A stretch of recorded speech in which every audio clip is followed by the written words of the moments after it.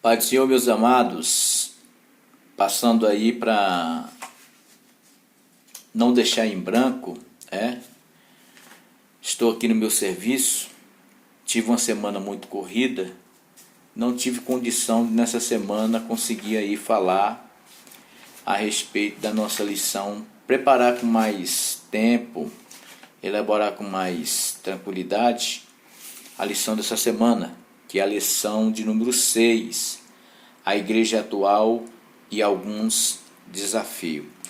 Aonde nós vamos estar falando aí da era atual, está dividida aí no pós-modernismo, as principais mudanças do século XXI e o mundo. Esse primeiro tópico aqui em resumo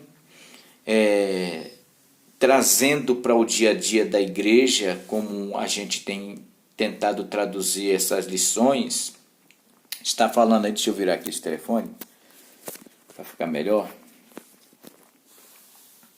Está falando aí, meu querido, a respeito, deixa eu ver se eu boto ele aqui com uma base aqui. Opa. Bem, está falando aí a situação da igreja atual,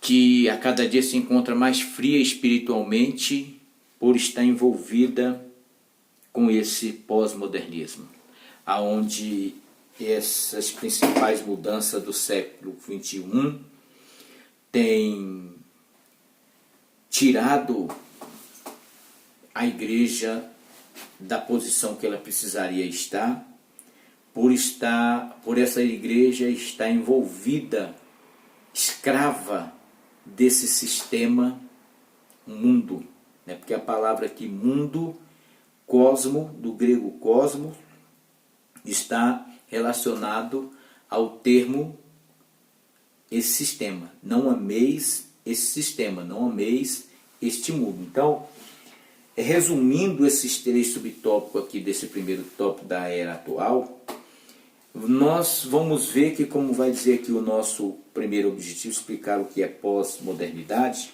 e isso vai ficar bem claro aqui na leitura do 1.1, a pós-modernismo.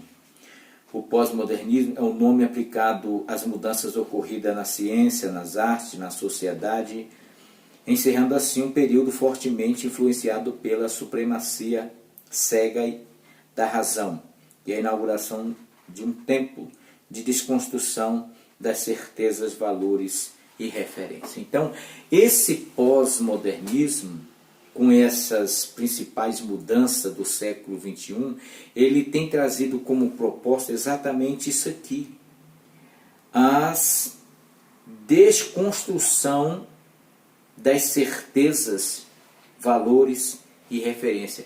E isso está relacionado o quê? Com a palavra de Deus. A igreja começou a permear por um caminho diferenciado e por isso se encontra espiritualmente hoje como se encontra.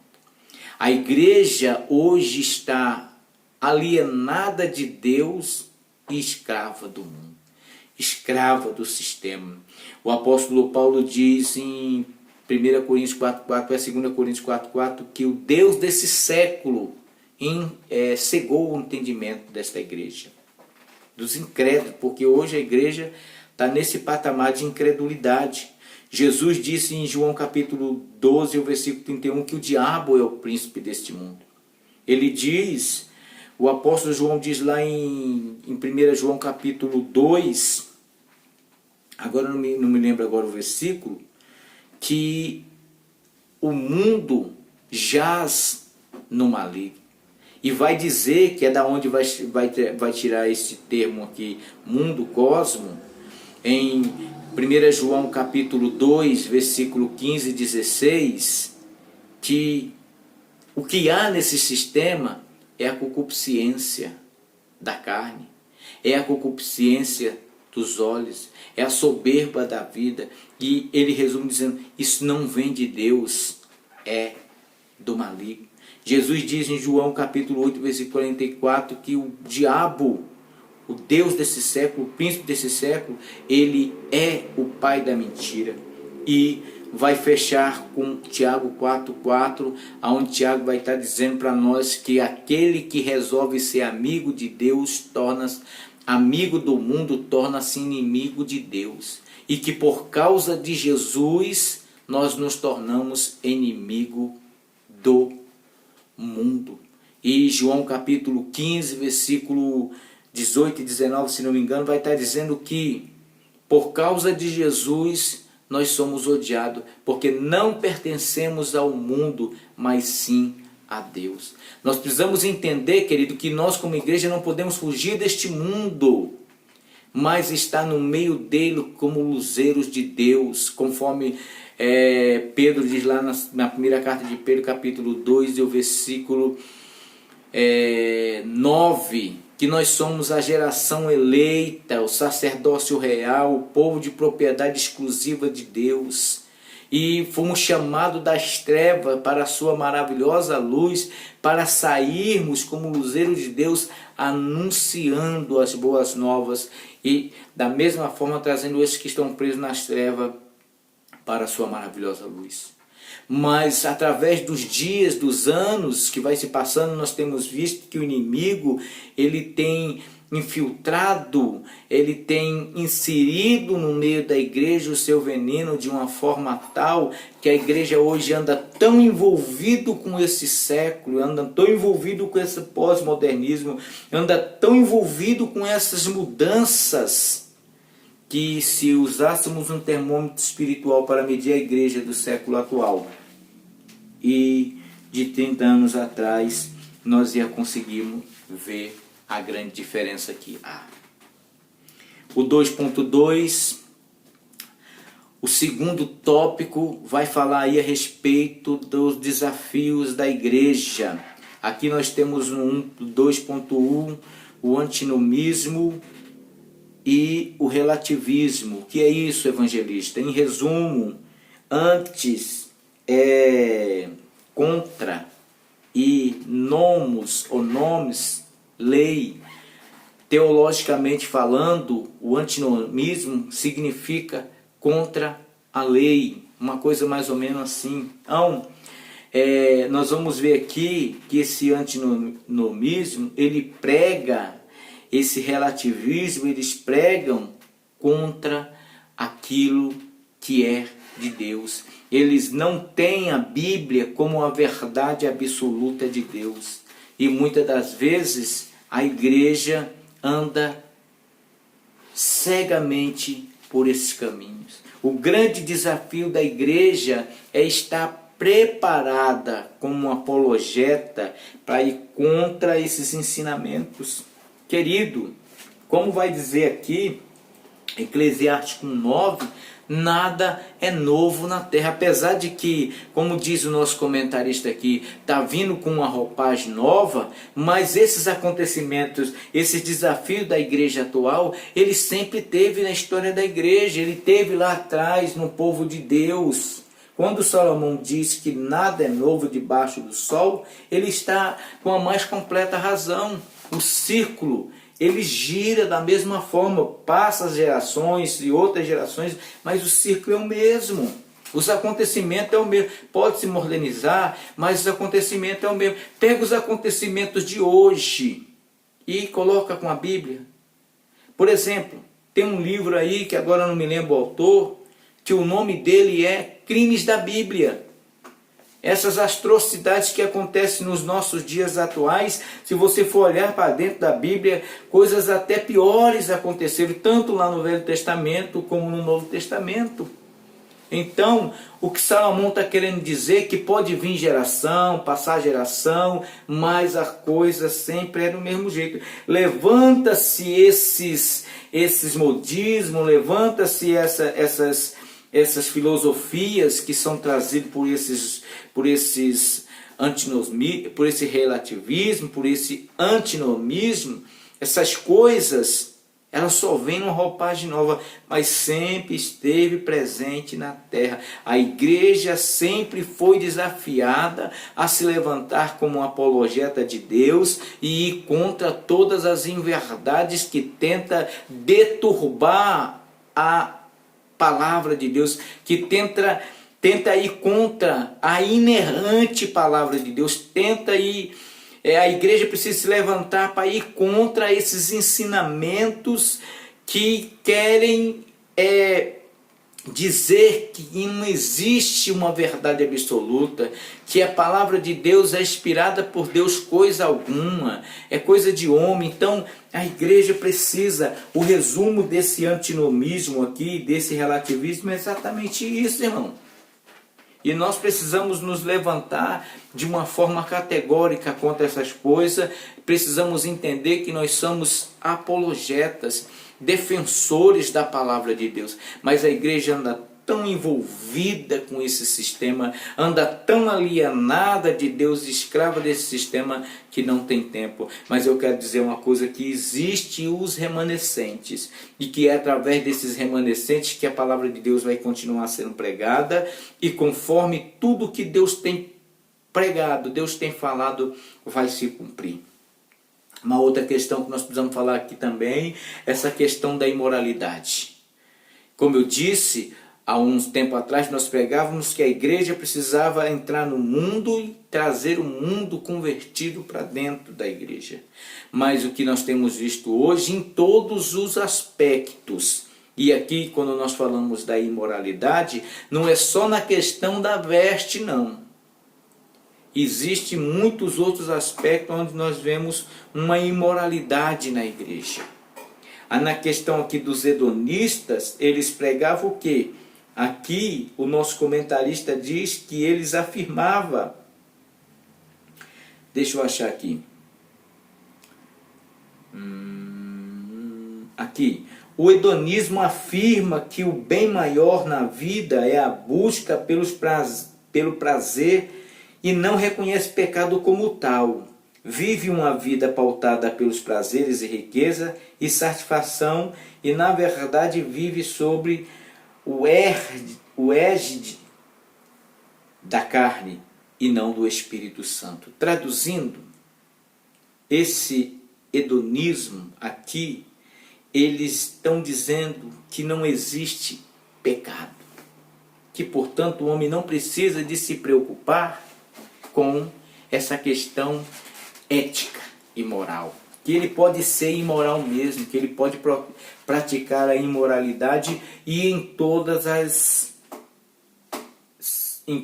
situações da vida. Queridos, aqui o apóstolo Paulo vai estar trazendo aqui exemplo dos coríntios.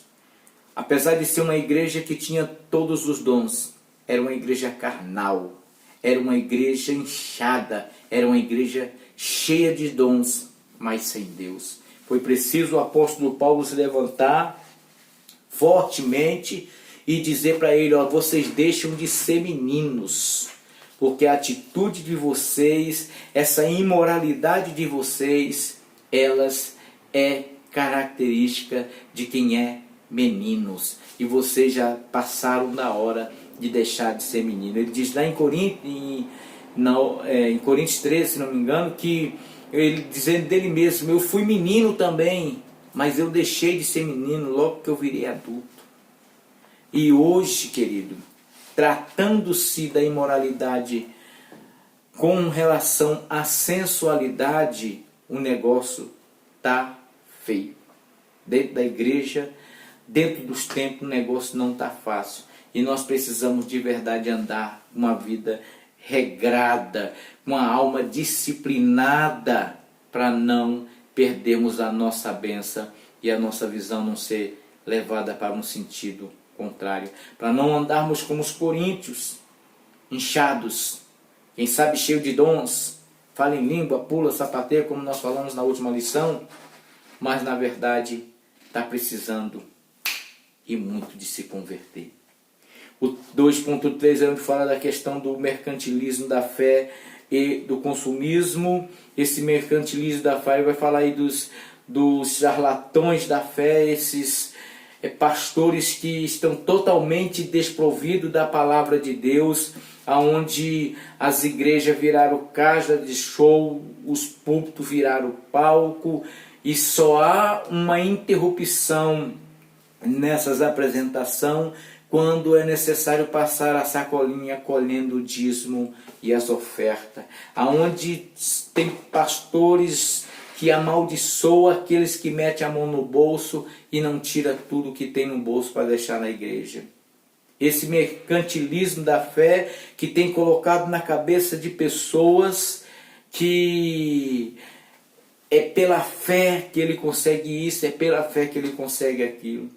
Esse mercantilismo da fé que tem pregado para as pessoas que é através, parece que Deus barganha, que Deus negocia a bênção. Não é fácil, querido. Deus não precisa da esmola de televisão, Deus não precisa da esmola de programa de rádio, Deus não negocia lote no céu, Deus ele não negocia com sal trazido lá do Mar Morto, com água trazida do Jordão. Isso são coisas de homem que tem usado desse miticismo para dessa, vamos dizer assim, como é o nome da palavra, moço? Simpatia, gospel, essa macumbinha gospel, para envolver as pessoas, enquanto ludibria, enquanto enfeitiça a visão, a mente, eles vão metendo a mão no bolso e arrancando tudo que essas pessoas têm. Por causa desse mercantilismo da fé, existem muitas pessoas afastadas de Deus. Um outro que tem mantido as pessoas longe de Deus é a questão também do consumismo. As pessoas querem botar a mão aonde não consegue, quer comprar o que não pode, e aí vivem endividadas. Não faz que nem está escrito em Lucas, tenta, calcula, estuda para saber se tem condição ou se não tem condição de adquirir isso ou aquilo, e vão se afundando.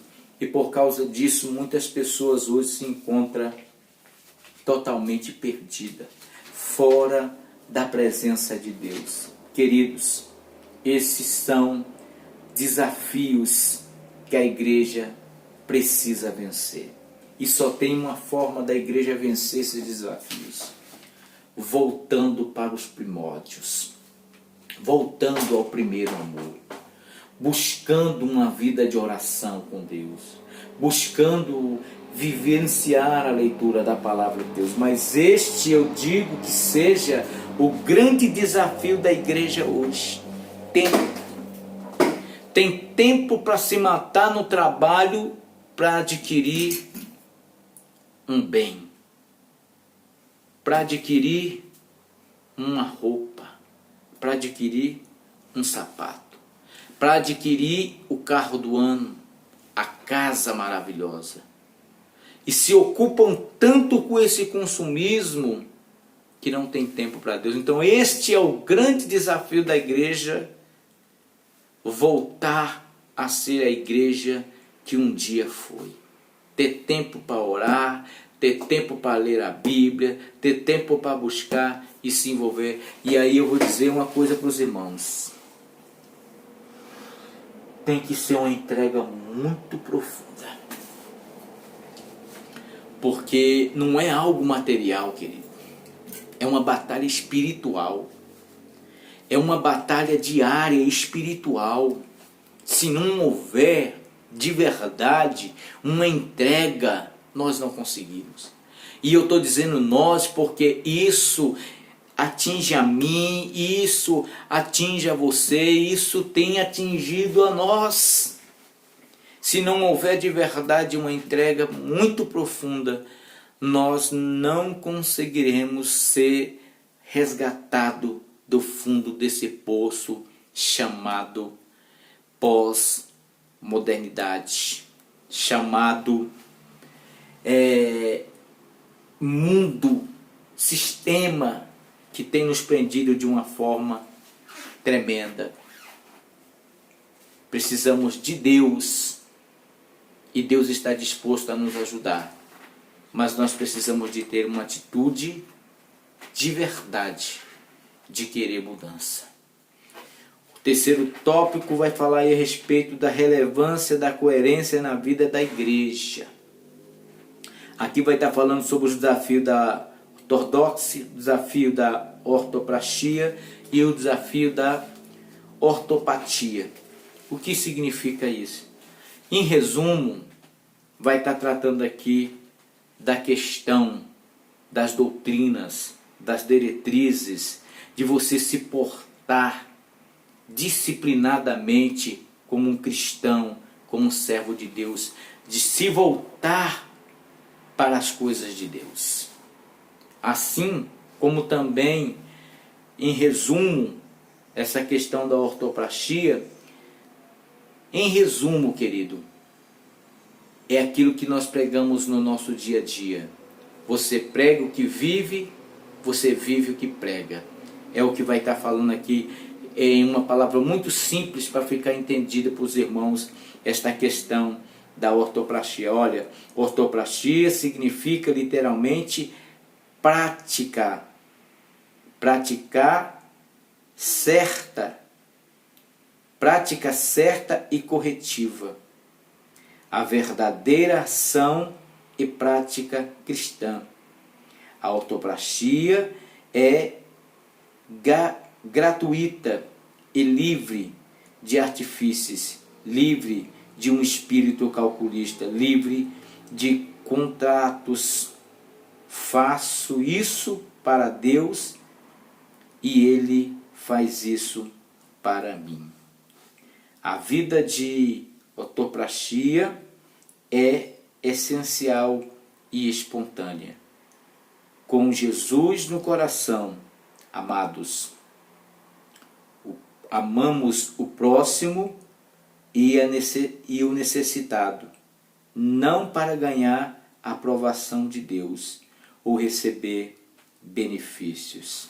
É preciso libertar-se do egoísmo piedoso, ou seja, aquele que leva as pessoas a fazer o bem simplesmente porque sabe que receberá algo ainda maior em troca. Pois Paulo afirma em Coríntios 5, 13, 5, o amor não busca os seus interesses. Ou seja, em outras palavras, você vive como um cristão pautado pela palavra de Deus. Você prega o que vive, você vive o que prega. E a ortopatia, do grego correto, e patos, que tem um sentido de paixão. Aqui nós vamos ver, conforme o nosso comentarista nos diz, que é ter o mesmo sentimento que Cristo teve. É sentir a paixão de Cristo. É sentir essa paixão como Cristo a sentiu. É a empatia, é você se doar pelo próximo, e não porque você quer levar algo em troca, mas porque você é um servo de Deus. Você é um morador da eternidade. Você é casa de Deus. E você não faz nada visando algo em troca, mas tudo que você faz com um sentimento de gratidão.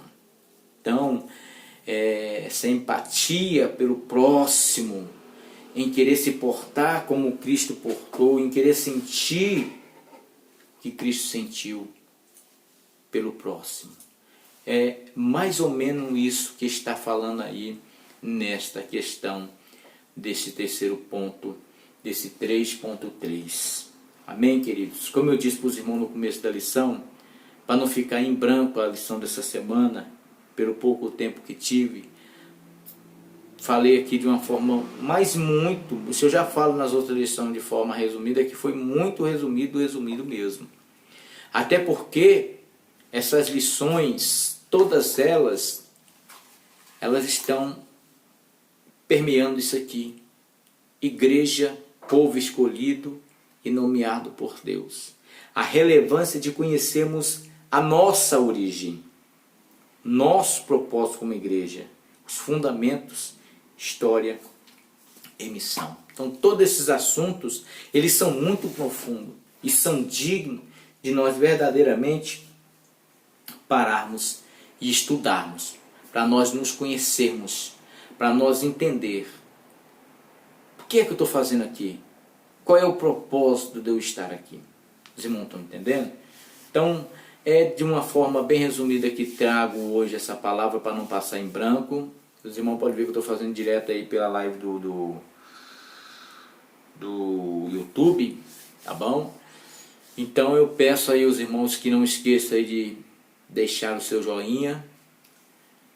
Se você não gostou, o que você não gostou, o que você achou, deixe aí nos seus comentários. Eu quero agradecer aqui aos irmãos, que graças aos irmãos nós chegamos aí ao número de 500 inscritos. O canal tem tido um crescimento pequeno, mas tem ido aos poucos. Toda semana pinga aqui, pinga ali, assim o canal está crescendo. O único objetivo meu com esse canal, querido, dentro da simplicidade e do pouco conhecimento que tenho, é ser bênção para a vida. A minha esperança é que enquanto eu me dedico esse pequeno tempo que tenho para falar para os irmãos, é que enquanto eu vou na minha falação discorrendo o assunto, o Espírito Santo vai trabalhando, porque eu quero me portar aqui diante dos irmãos mais como um profeta, nem tanto como um professor de escola dominical, muito menos ainda como um teólogo ou como um comentarista. A gente coloca aí como comentarista que a gente está comentando a revista, mas é mais um comentário profético, profetizando, tentando trazer pela ótica da necessidade da igreja do dia a dia.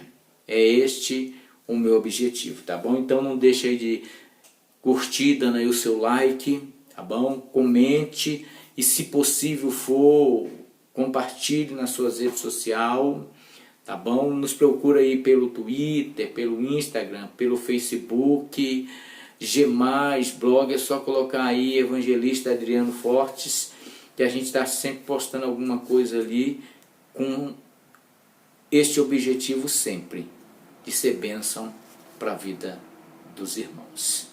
O nosso grande desafio como igreja é voltarmos a ser a igreja do primeiro amor. Que Deus em Cristo vos abençoe e até a próxima lição.